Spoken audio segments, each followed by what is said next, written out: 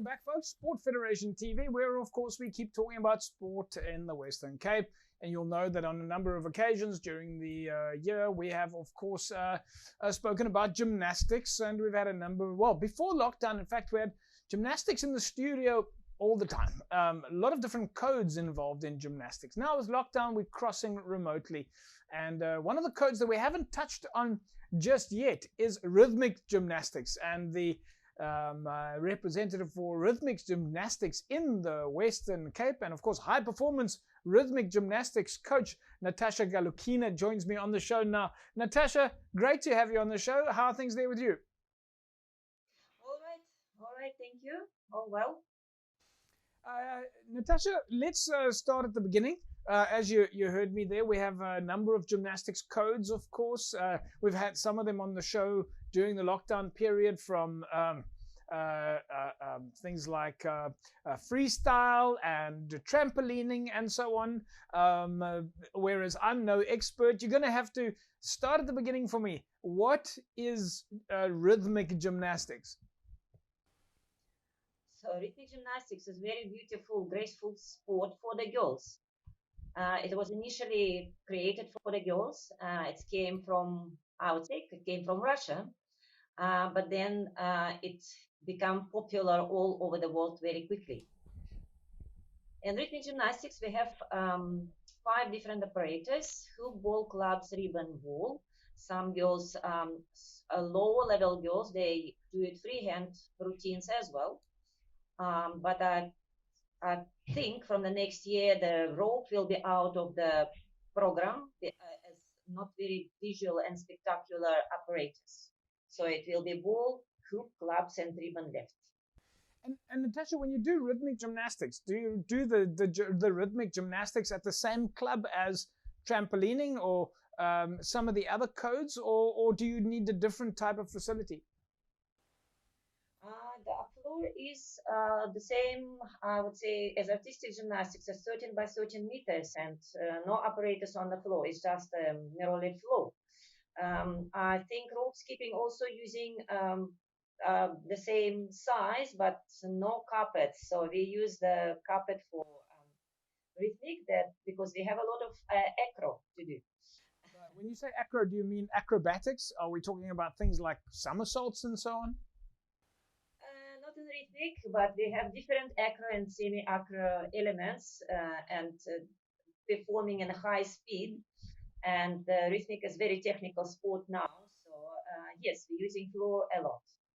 Right. Okay. So tell us a little bit about actual rhythmic gymnastics. Like, what do you need to do to be able to be good at rhythmic gymnastics? I know you've sent us some photographs, and one of the things that I've noticed is how supple the athletes are. They can move in all sorts of different directions.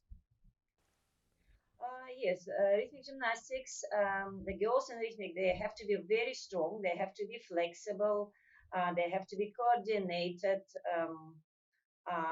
supple in back and legs and toes, and feel the apparatus. Hand-eye coordination is important quality in rhythmic as well. Are there any other sports that maybe complement rhythmic gymnastics? Other sports that a rhythmic gymnast might be practicing to make themselves better at rhythmic gymnastics? I won't say the sport, but I say it's choreography or ballet. Let's say it's a big part of rhythmic gymnastics. It's about 50% or even more. Girls do choreography preparation as a base. Now, we've of course seen rhythmic gymnastics on TV. It's quite an entertaining sport to watch. And one of the things that I noticed in comparison to some of the other gymnastics codes or styles is that there's actually music behind while the athletes are doing their competition. Yes, music is a big part of rhythmic as well. So I don't know any other sport they do it just maybe synchronized swimming. They're using the music. And rhythmic gymnastics, yes. But in old time, they had people who was playing on a piano while the gymnasts was performing their routines, but not anymore. So they're using the systems and music on,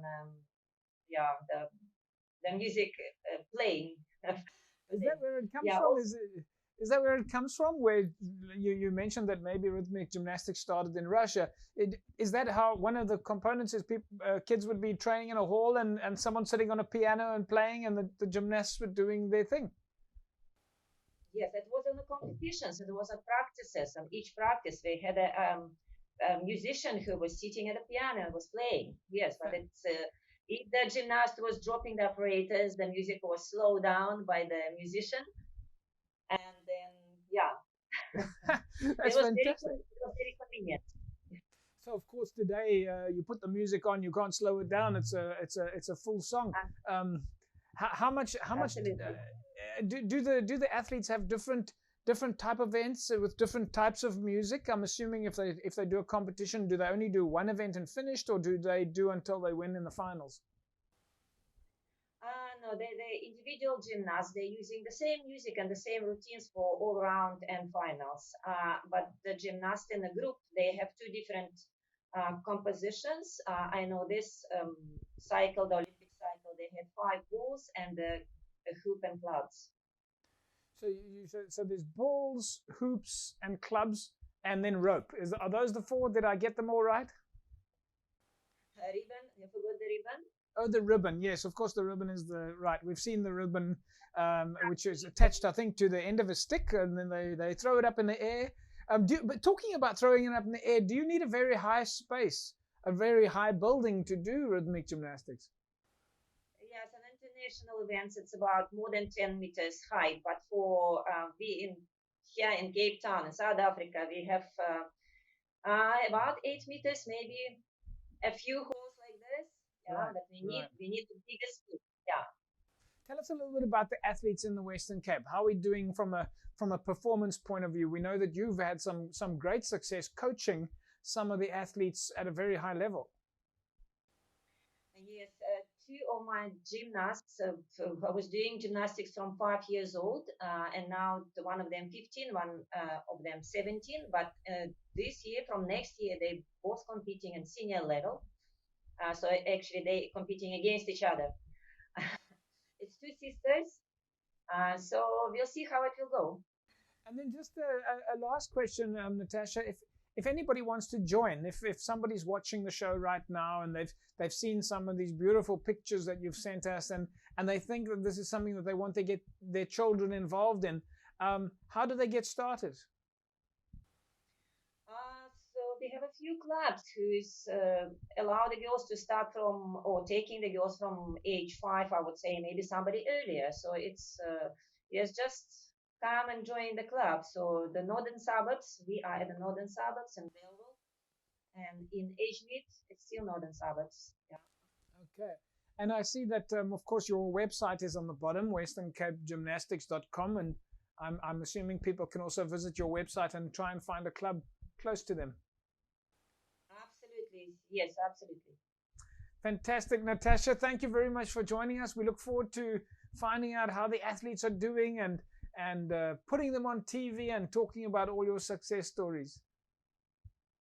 Yes, thank you very much. We'll try our best for the next year when the competition starts. Absolutely. Thanks, Natasha.